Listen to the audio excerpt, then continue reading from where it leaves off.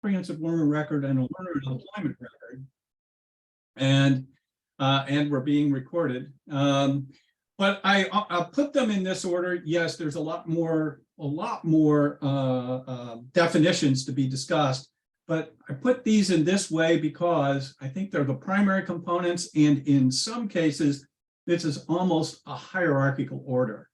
But let me say a couple of things. Badges, although they have somewhat of a negative connotation in the world of the academy, think of them as basically a recognition of a skill, achievement, something that is to be asserted.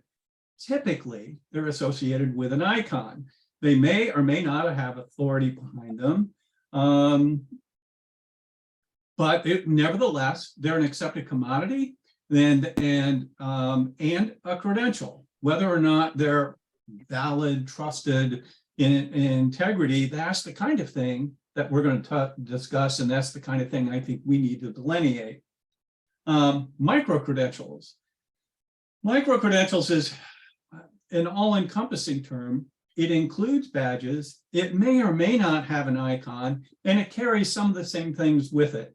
In other words, we don't know who the issuer is. We don't know the exact content of or the authority behind which the achievement is asserted. Nevertheless, it comes with, it abides by certain standards, and it's less than an overall award, something we think of as a degree, a certificate, or a diploma. Those kinds of awards. It's a little bit less than that. It's a subset. Well, so then we get to a comprehensive learner record. Comprehensive learner record may, of course, include badges. It could include some form of micro-credentials. The comprehensive learner record basically includes assertions of learning, whether it come from the curricular side or the co-curricular side. Co-curricular, which could be experiential, as long as, in the higher ed context, as long as we have appropriate governance, integrity, and value behind those assertions. And last but not least, a learner and employment record.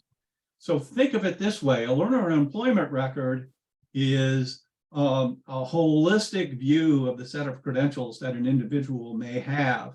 It includes not only those asserted by the post-secondary institutions, but also by those professional organizations that may have had some assessment and awarded some sort of achievement on behalf of an individual student.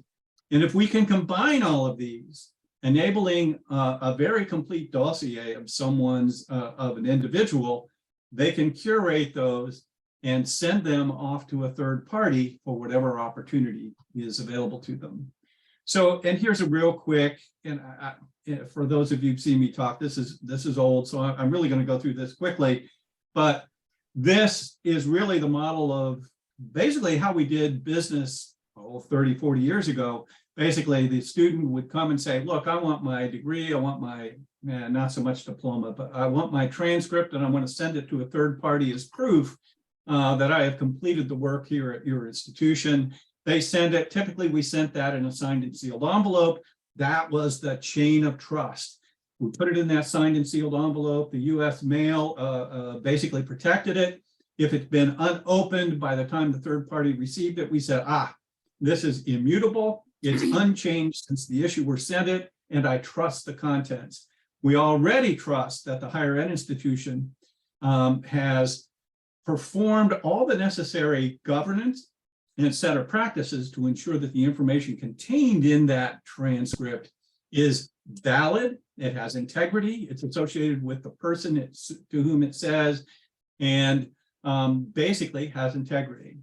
So what are we talking about with alternate credentials? Basically the same thing.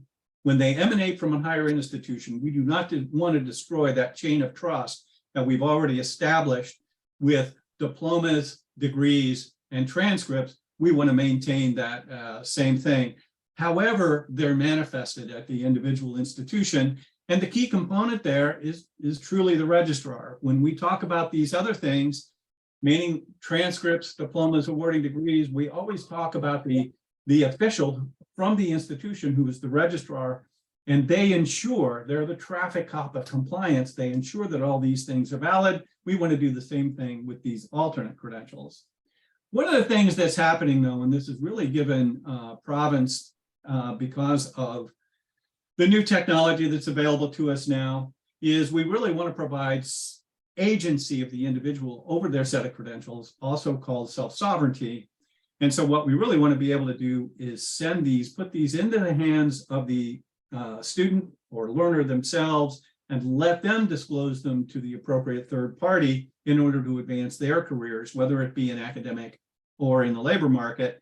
And last but not least, it's certainly appropriate that they ought to be able to curate those, as long as we don't violate trust, as long as we as long as we enable the recipient to understand that this is in fact curated, it's published by the student, even if the individual achievements can be trusted. In other words, we have the appropriate technological components to ensure that they have emanated from the issuer. So how does that fit with learner and employment records? Well, basically the top part, the top two circles of that diagram show you what I've already showed you. Here we have other education providers, boot camps, other types of things, professional certifications, Microsoft is a good example, and various employment records, and they ought to go into the same space, enabling student self-sovereignty, learner self-sovereignty in much the same way without violation of trust. So that is the very short story. I'm gonna stop sharing the screen now. And what I think we're going to do now is, what we really want to do is, yeah, that's the kind of thing we're talking about. But is this just Chris, Mark, and Mike who think this is a good idea? Is it just AACRAO who thinks it's a good idea? What kind of initiatives are going on out in the country? What kind of interest? What kind of demand is there for this kind of record? And with that, I'm going to start, give it back over to Mike. Thank you. So I want to outline, before we jump into specifics, the general position that AACRAO is taking. And most folks on here are AACRAO members, many registrars, and then folks that we've worked with on this topic. And so, as I said earlier, our responsibility is to help you figure out the questions that may be coming to you and provide you the resources and information. But, you know, Mark hinted at this, and I want to say it more strongly. If it's a learner record, who better than a registrar to be at the forefront and center of the conversation? That doesn't always happen. And so part of our work is to help registrars and registrar offices know exactly how to be in the conversation, give them the resources to lead, follow, and hopefully not get out of the way. But that would be one of the goals of this. We also, as an organization, believe in the inevitability of learner records in this way. In other words, this is not a fad. And hopefully by the end of the day, you'll see there's ample evidence that this is coming. So whether you like it or not, agree or not, want to do it or not, it's still gonna happen. And so as an association, we've taken the position, if it's inevitable, then we'd better invest some additional time helping with it and being at the table. We recognize the lane that we're in. AACRAO is essentially a higher education association, and that is only one component of a full learner record, as Mark pointed out. There are other components of a learning employment record, but the foundational document of the world in which we live is still the transcript and learner records that are coming out of higher education. And these are evolving into the comprehensive learner records that Mark has so well explained. So with those records and the inevitability of these changes that we're talking about, AACRAO is working with what we call higher ed stakeholders or practitioners. So there are only a certain set of folks at a higher ed institution who are likely to touch this or bring this in the door. And they're going to be a registrar. It might be a CIO. It might be a president. it might be a provost, it might be student affairs. Those are generally the sets of folks who introduce this or bring it into the conversation. And inevitably, that's the set of stakeholders that works on these kinds of projects. So we're focusing on building coalitions with these groups and these individuals so that we're sort of pulling in the same direction. Higher education has taken a bad rap as being slow to adopt these credentialing ideas. And it's our work to at least make it easier for our members and others to work through this. So that's our basic strategy with stakeholders and overall. Mark, do you want to talk a little bit about a couple of these initiatives that we've both been working on? The T3, we're just going to go through these various national conversations and sort of explain what they are. We're not going to go into detail. We're going to point you to the reference so you can look at as much or as little as you want, but try and put them in the context of why we would be in that conversation. So yeah, Mark, you want to talk about T3?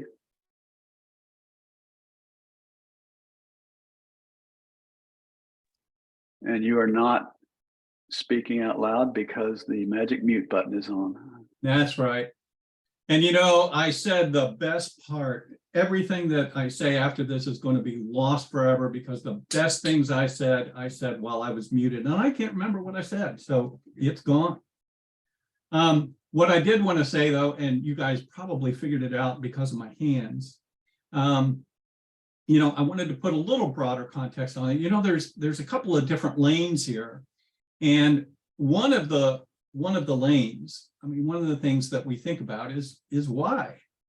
And one of the whys is that there is, well, and everybody knows right now there is a labor shortage, and there's a labor shortage particularly for particular skills and competencies that are required in various kinds of either professions or business areas. Now, this has been going on for a while. It was manifested particularly as we came out of the pandemic, but there are various organizations that are really trying to zoom in on that particular problem and do it in such a way that it is equitable for everyone to gain access and have equal opportunity to all of those positions. So when I say that, I think you'll start to see that a couple of these things that Mike and I wind through either have a lane where they're in the HR world, or they're going to have a lane where they're in the provider world. And the first one I'm going to talk about really has its sources in the provider world. I'm sorry, in the consumer world, meaning the labor market world, but it's really about enabling an overall ecosystem for all of us to do.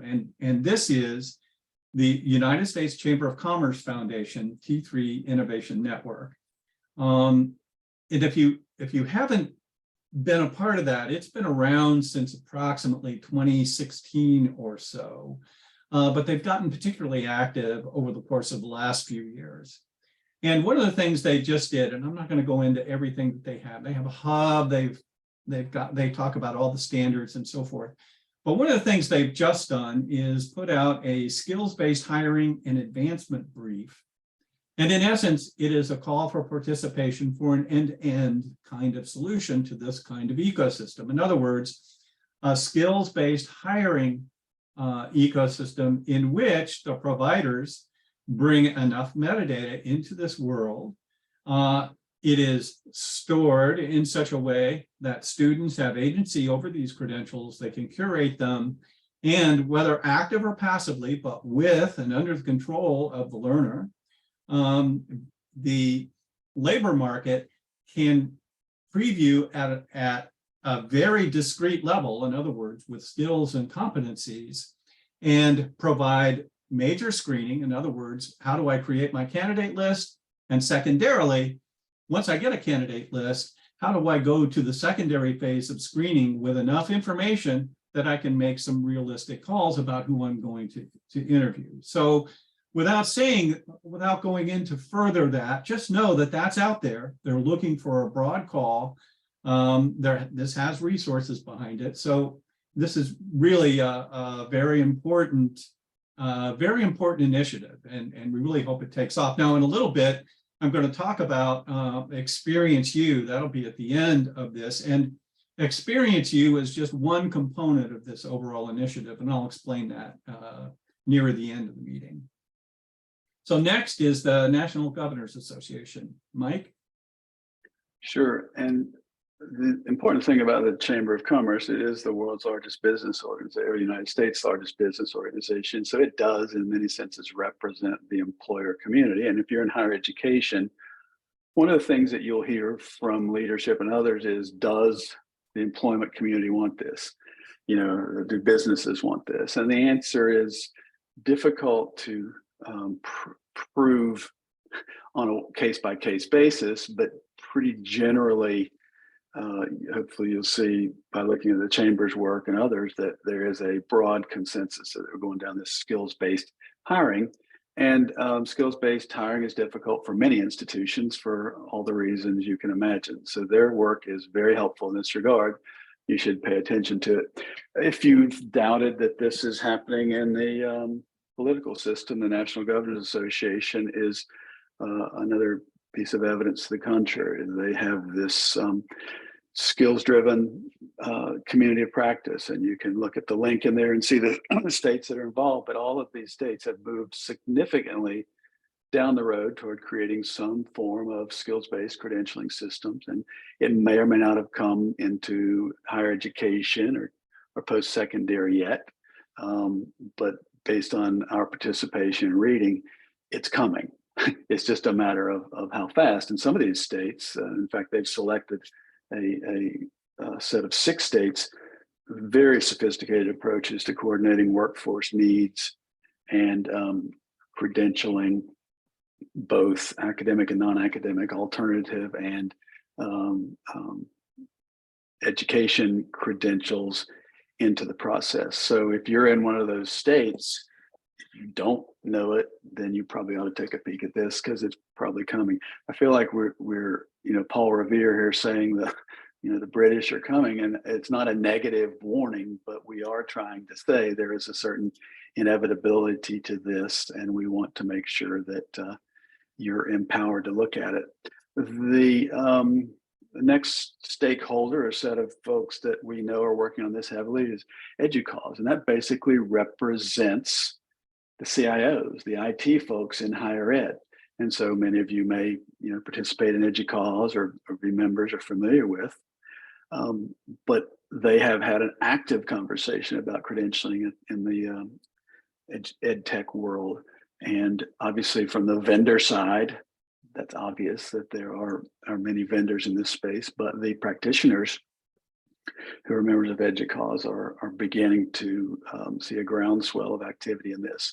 We've tried to put a couple of resources in there to give you a sense of the way they view this, and hopefully that'll give you a sense. So that's happening on that side of thing. We've also got some international things that are happening that are very important. Mark, do you want to talk about Groningen? I did it again. Again, I made some awfully astute statements while I was muted.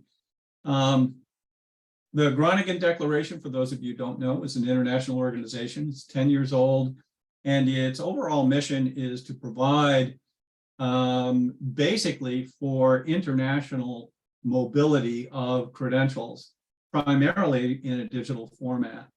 And in essence, the world that we're working in, which is not only the CLR, but basically digital interoperability, which we could have a whole separate session on just digital interoperability. We've been at it for over 30 years in the speedy realm, and still have difficulty in getting adoption across the higher or the post-secondary world. Anyway, they're doing the same thing, Now, in their countries, sometimes it's much easier to get alignment in frameworks and in digital interoperability within a specific country, but going across borders is much more difficult, and that was the nature of the Groningen Declaration. There were really a couple of themes really popped out this year. One is really trying to find ways in which we did obtain some digital interoperability, easy for all of you to say, across borders. Secondarily, one of the acute issues of the day is the recognitions of qualifications and credentials of those who are refugees. And if there is no digital way of moving, having a mobile credential moving across, how in fact do you enable people who've had to move away from a war-torn or other area and enable them to use the credentials they've earned? I won't go into that, except that that is a very serious issue, and it is tied to the various kinds of things that we're working on in the US, building out a comprehensive learner record, carrying the skills and competencies and carrying the metadata in a data interoperable manner that enables this kind of mobility even before such a situation happens. So all I'm trying to say is there is definitely overlap in these two areas. And this was one of the chief topics that happened there. Domestically, in August, and I think I would be willing to bet that Noah from the University of Colorado Boulder is on this call. As a matter of fact, I think I saw him on the chat. He was the primary director of the Digital Badge Summit in 2022.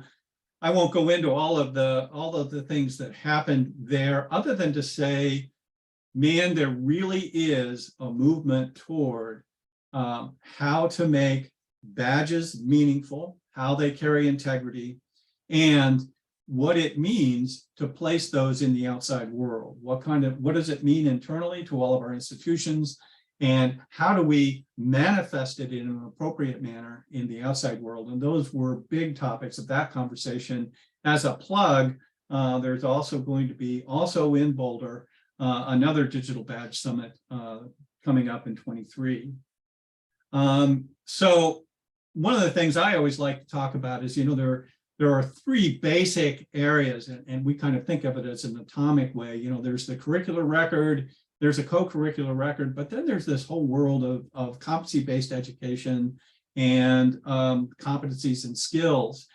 And not only can you do that at a micro level like we do in the CLR, but those can also be the curriculum itself. And with that, I'll turn it over to Mike to talk about CBEN.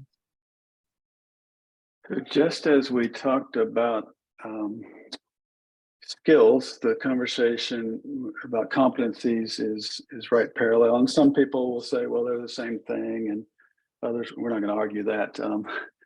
How many angels on a head of a pin? But the basic idea is the granular expression of what you know and can do. And whether you call that learning outcomes, skills, competencies, is just a flavor choice and a need-based choice. So the competency-based education network is really coming on strong in this area. There are a number of state initiatives. I just saw where the state of Texas is working through a huge competency-based initiative. So, it's not for everybody, and not all schools can do it, but that the growth of competency-based education is tremendous. And there is nothing more tailor-made for credentials, digital credentials, than CBE. You can see the match. And I made a presentation at the CBE event a couple of weeks ago that made the argument that these two things go exactly together, that if you have digital credentials and you're issuing them, then you're set up to move in the realm of competency-based, and vice versa. If you're doing competency-based, you can easily move to the world of credentials. But I put a link in here to what's called the Competency Exchange, and it's basically their new initiative, which, although not directly, under the heading of learner records, it's the parallel conversation. You can see, and they're trying to pull together a national conversation about competencies and skills and bring consistency and transparency to that effort. And so, we're partnering with them because inevitably our members and partner schools who are working with competency-based education are going to, whether they want to or not, be in the world of learner records soon, if they're not already. So that's an important coalition for us. Another coalition that we have is with the organization One Ed Tech, and I think Kelly Hoyland from One Ed Tech is on the line here. But Mark, do you want to talk a little bit about the Credential Futures Coalition and the members of that? Right, and I think Kelly is on. The AACRAO, along with One Ed Tech, AACRAO, and the Open Skills Network, all got together, and I will say really with Kelly and Mark from One Ed Tech, to basically say, well, we've got all these nonprofit organizations engaged in doing this work. How do we ensure we get some alignment, some communication, some engagement between these groups so that we don't end up creating the Tower of Babel as we move along, and that we can leverage the work that each other are doing. And so in essence, that's what this group has done. We've met twice, the first time in June, the second time in September. And what I would say, and again, I'm cognizant of time, it's been a terrific group, basically for exchanging these ideas and understanding. As a matter of fact, one of the big deliverables out of this group was a collection of all the projects that are going on among the 20, 25 or so organizations that have been part of the group. So understanding what they're doing has been a tremendous asset. Secondly, trying to understand how to leverage each other and how to understand what are the big challenges that we face. And some are just obvious. One that I'll say is, what are the frameworks? How do we get this? How do we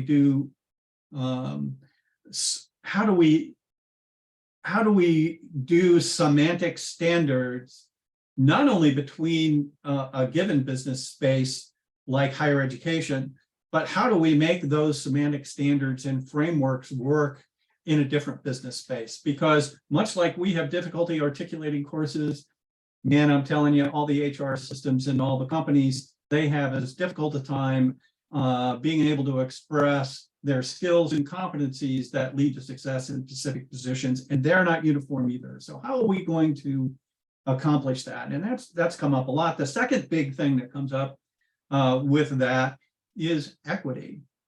So if we build these self-sovereign wallets, if we build this ecosystem, how do we ensure that in fact, not just the knowledgeable get to participate and get to leverage the benefits of such an ecosystem? So again, it's much more complicated than what I'm doing there, but those are the kinds of things that have been part of that discussion. And again, and another sort of international piece, I'll turn to the Brookings Institute and Mike. Yeah, and Mark, I think you are correct in being cognizant of time. We're going to hop through a few more of these efforts so that we can get to some specifics and leave time for questions. But and the policy level, you say, well, are there any important policy type folks looking at this? And I think we're all familiar with Brookings, and this is a major area of study for Brookings. We've put a link in there to what they're talking about, both at the national and international level. And there's a Brookings team member at most any meeting I go to now. So on the national policy scale and their potential influence on Congress and administration in Washington and international policy, they're doing some pretty significant work, which is going to move the needle. There's a lot of the topics that we've talked about, but in the think tank type approach to this, and it's going to be very helpful. Mark, I'm going to go ahead and jump through Jobs for the Future and these others so we can move on down, if that's okay with you. Okay, so Jobs for the Future is a very important national organization with the mandate to create sort of the new economy. In other words, what do jobs look like in the future? And they have so many projects going on in this area, but all based on skills-based talent marketplace. That's the mantra, and we've talked about that before. That's sort of the new buzzword, which again is not outside the realm of higher education, but that's not language that the average, higher ed uses in terms of the way it works. So they have a couple of activities that have come up, and the links are here. But their idea is to promote, well, does this stuff work? Right. So they have what are called Plug Fest. And there are so many people, so many vendors, so many companies and individuals out there working with products, trying to make things together. But as you can imagine, it's almost like the Wild West. And so JFF's idea is to bring them together and see, well, does this connect to this? Will the thing work throughout the system? In other words, can from issuing to receiving to sharing and everything in between, does it work? Is it secure? Is it all the principles that Mark talked about? And they're actually doing the trial runs, basically, I guess is the best way to put it, right? Yeah, and this, let me add, they're really trying to solve for digital interoperability. And what they foresee is all of these credentials come in and it's treated like the cell phone industry or the banking industry. You can come in various ways, but as long as you comply with this standard in the middle, everybody can participate, everybody can consume. Yep. And for all the registrars on the call, you'll appreciate that, right? That notion that the stuff links and works together and it's interoperable, because you're dealing with that at a systems level every day. Okay, a couple more things real quick. You may not be familiar with the Learning Economy Foundation. There's basically LEF. We've put some of their good work in here. It's worth reading if you really want to get some of the thinking behind this. And they have a very sophisticated and holistic view of the topic. So we've included them, and we're starting to work with them because they're very, very thoughtful and help keep us all grounded in reality. So money. I should point out that Walmart, Gates, Coke, Markle, Lumina, I could go on down the list. Folks are putting millions of dollars into this work. And Mark's going to talk a little bit about some of the investment that they've made in AACRAO's work in this. But these are some of the prominent higher education funders, and they are clearly interested. So, if nothing else, you can follow the money if you don't think this is of interest. The Digital Credentials Consortium with MIT is several years old, but the idea there is similar. Across institutions, can you create open, interoperable learner records and credentials that move across institutions of various types across states and nations? And the Digital Credentials Consortium is an initial effort of, I think it's 13 schools. But they've just put out a very interesting report called Credentials to Employment, the Last Mile. In other words, getting at the issue of, okay, so what? You've got these things. How do you get them out of the school and the student into the employer? And they've identified, a number of conclusions and findings that are really helpful. So I urge you to look at this if that's an important question in your mind about, so what about employers? And then I think in our document, we put links to some more stuff. People on this call could probably add another 20 references and resources, but we think this was a good start. And again, I know that's fire hosing it for you, but we wanted to just walk all the way around and sort of kick the tires on what's happening, what we're seeing, and what we're involved in, and what others are doing. So now we want to talk a little bit about some very specifics of a few things that we're doing as examples of the kind of efforts we talked about before. And I'm going to let Mark take these, but he's doing some very, very effective work with Tennessee Board of Regents and the Alabama Community College System as a part of the Gates Grant, and then some work with the U.S. Chamber and others with the Experience U project. And I think you'll be interested in seeing real life examples of the stuff we're talking about as evidence that, yeah, this stuff is coming true. So Mark, take it away. These are your babies. Yeah, so I actually, I lost my internet there just for a little bit, so I didn't hear all that Mike gave me as an intro into this topic. Now, needless to say, we are working on a Gates grant.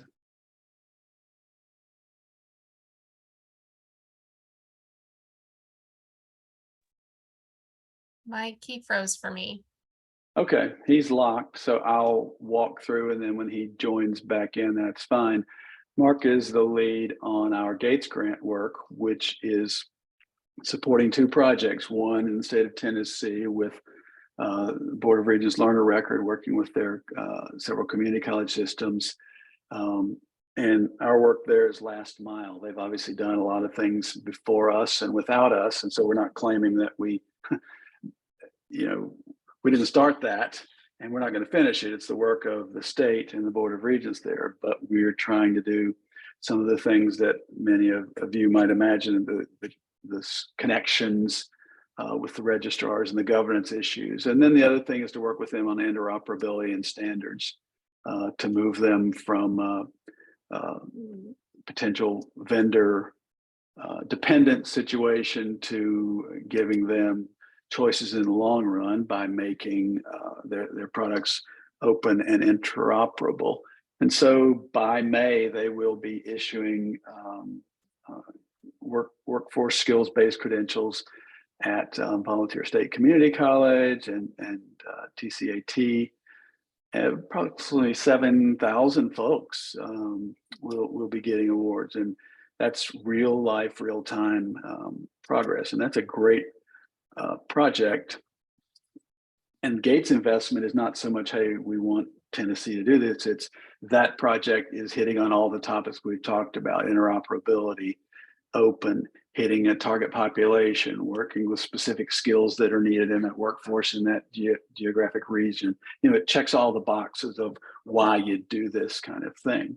So it's a great project. And we're pleased to be participating in it. And then a more recent addition to the portfolio is the Alabama Community College System Learner Record Project, which is part of their Alabama Talent Triad Project, which is a statewide huge initiative to address workforce needs in Alabama by linking the education and educational outcomes, more specifically learner records, which then express specifically into the workforce. I mean, it's got the full cycle of things that Mark showed on his diagram. We put a link in there, I think, for the program itself, but our work is starting with some of the community colleges, because I think, as many of you could attest, this kind of effort just doesn't walk in and get done, and in many cases it's extra work. And that's one of the challenges we've heard from registrars and other partners is, these are great, but where does this fit in? How can we add this on? And so we're trying to help build out models of working with technology partners and other, make this not as heavy of a lift, for lack of a better term. In other words, we know everybody's busy, and so how as a registrar do you fit this into your regular work? Last time I checked, semesters come and go without, they don't wait on anybody. The grades and other work, transcripts and things like that. And so the processes of governance and the ways you think about learning outcomes and linking to these records is the focus of the work there. The state itself has done a lot of the competency work in the background, identifying the labor market needs and the skills that are needed. The institutions are teaching those. And so our work is with the registrars and folks in making connection between what's being taught, what's being learned and assessed, and how it's being expressed. And then, as we talked about earlier, the assertion part, the assertion part. So we're saying that a student did this, how is that being reflected? And then they have, in Alabama, a couple of healthcare and some types of manufacturing industries that have identified and they're working with. So this is a very specific and complete project as well, which is what attracted us to it, because it's going to be a pretty good example for others to use. It touches on all the topics that we have mentioned. And then the final thing that Mark's doing, I shouldn't say we, but Mark's doing, is a project called Experience You. And maybe only the registrars in the room will appreciate this, but hopefully all of you will. So what about all the legacy data? What about all the bajillions of PDFs that every school is sitting on that represents historical data? Is there a way to bring that into the modern world? And so with the new developments in artificial intelligence and machine readable data, there are some companies that are working with this very concept, the idea that you could take this legacy data and convert PDFs into machine readable data that could then be understood semantically and brought into standardized learner record documents. And I know I'm probably not explaining that well, but I hope you get the concept. You have these old records that are not very amenable to what is trying to happen in digital credentials. And so the ability to go back, and there are several private companies working with this, and AACRAO registrars are testing it. So submitting sample data, sample legacy records, et cetera, and seeing how that engine interprets those. Is it accurate? Is it capture correctly the thing? And can it understand the language in a way, because you could do this, you could do it manually, obviously, but that's not scalable. So the idea behind the Experience U project is to bring this to scale, which then makes all legacy records in play for the new world of digital credentials. So yeah, those are the three projects. And Mark, I see you back, but I hope I didn't butcher the explanation of Tennessee and Alabama and Experience U, but I've gone through those real quick. So if you're back on and want to hit what we see as the final issues here real quick, and then we'll have a couple minutes left for questions. Are you able to see your screen and do that, or do you need me to do it? No, I think I can do it if you can hear me. Yep, we can hear you. Okay, I had to switch to iPhone. My house is completely out of cable and internet, so I apologize. So the issues that we need to address and are really the first one is increased adoption. Obviously, we need to bring some things to scale, and quite frankly, Alabama and Tennessee, all those small, in the total scheme of things, they do represent thousands of records, and we hope that that's really going to at least begin to get us over the hump. Particularly in Alabama's case, it is part of a broader arena of CLR LERs, and we really hope that that will provide a pathway into a much broader context, basically the creation of such an ecosystem. The other area which basically Experience U ties right into is digital interoperability. I'm sure that Mike explained in both Alabama and Tennessee's case, we're using the One EdTech CLR v2 data standard in order to do all of our data exchanges, which basically means that both state systems would then be able to exchange the information in much the same way because they're compliant with that digital standard. So that's on one hand, especially in Tennessee, one of the things we're working on is to ease that burden for each of the individual institutions to meet and comply with that data standard. And thus, we're building a little bit of a conversion engine so that we can take text-based data and convert it to the JSON CLR data standard that's required in order to perform this data interoperability, and it's non-proprietary. It'll be available to everyone. So in addition to that, if you think about Experience U, in addition to doing text to the CLR standard, what we also want to do is bring standard PDFs, let's parse them out, and let's structure that data and make that a non-proprietary engine too. And if you start to think about it, that whole engine can be, give me your input, whether it be text, PDF, whether it be Speedy or whatever. And then on the other end, you say, well, give me what I can consume, whether that be CLR, Speedy. If I have to have a PDF, so be it, give me the PDF. But whatever, it shouldn't have to be a big burden for the institutions in order to address digital interoperability something ought to just make that happen. Again, think banks or cell phones. We also need to address business disincentives. And I can see that I don't have time to get into this as much as I'd like to, but in essence, one, we have to address the ROI. Why should the academy adopt the extra work required? Yeah, sometimes it's not a lot of extra work, but it can certainly be foreseen as extra work to adopt and create something like a CLR, which can fit into the larger context of an LER. We can build that primarily at student service. I do think, though, it will be an expectation as we move along in 3 to 5 years. I think it'll just be an expectation for all credential providers to meet this kind of standard. Probably the most obvious is we have to deal with operating revenue. A transaction fee associated with the distribution of credentials is how many in the registrar world operate their departments.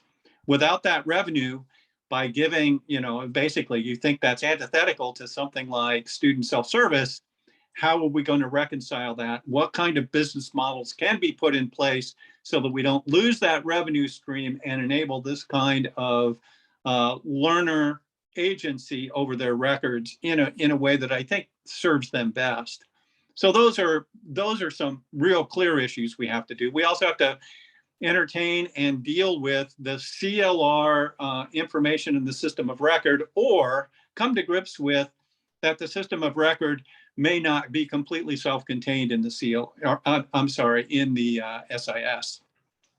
We also have to deal with issues of governance, particularly we don't have to deal with it in the curricular world. In the co-curricular world, we certainly have to maintain this idea that yes, what is coming out has to have value.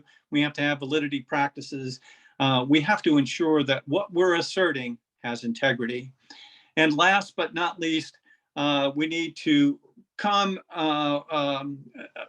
deal with the semantic issues of skills and competencies. So I think those are the main things. And I see we've only got 4 minutes left. So I don't have my full computer available to me. So all I can see is my beloved colleague, Mike. So I don't know if we have questions out there. Very good. Yeah, I want to open it up now because I think the resource page that we've shared covers all the things that we've probably stumbled over or missed in this. And again, we warned you, fire hose, but hopefully it's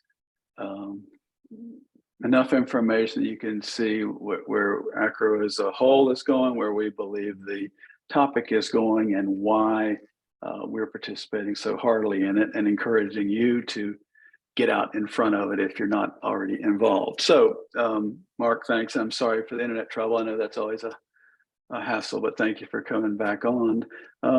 So we have just a couple more minutes, and some people put some good stuff in chat. So if you look at the chat, you can see some links that folks have put in, and grab those as well. That'll be super. This has been recorded, I believe, Chris, right? Yeah.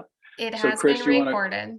And the links that have been shared in the chat have been added to that document as well. So very good. I knew you were on it. So yeah, as we come up on time, Chris, any closing orders of business that we need to do? no, I would just remind everyone, if this is a space you're interested in, obviously, as evidenced by being with us today, to go ahead and join that community of practice. The links on that document that ensures you stay connected to what we've got going on in this space. And this recording, it will be available online, but we'll be happy to share it out to attendees as well. And that resource document will probably end up remaining a living document. So please bookmark that and check back there. And if there's anything that you feel that we're missing in this conversation, that's part of this community, please let us know so we can track it and then keep that central resource for all of you. So Mark and Chris and I are available after this offline. You can email us, look us up. And I think the email addresses are in that document, Chris. Probably, I can't remember whether we put the contact info in there, but feel free, because we probably hit stuff that may seem individual to you and you didn't want to bring it up here. And we're happy to follow up specifically. And then there are other great resources on there. We mentioned EduCause and Know with the Badge Summit, and some vendor partners on here and others. So that's the best. You can see a lot of people talking about this, and we certainly don't have the corner on the market of it, but we are in the privileged position of being able to see lots of different things. And as a result, our role is to try and share those where we can. So with that, and we're at time, we will say thank you for joining us, and we look forward to engaging again soon. Absolutely. Thanks, y'all. Thank you for being here. I will add our contact info to that document to make sure that you can reach us after the fact. So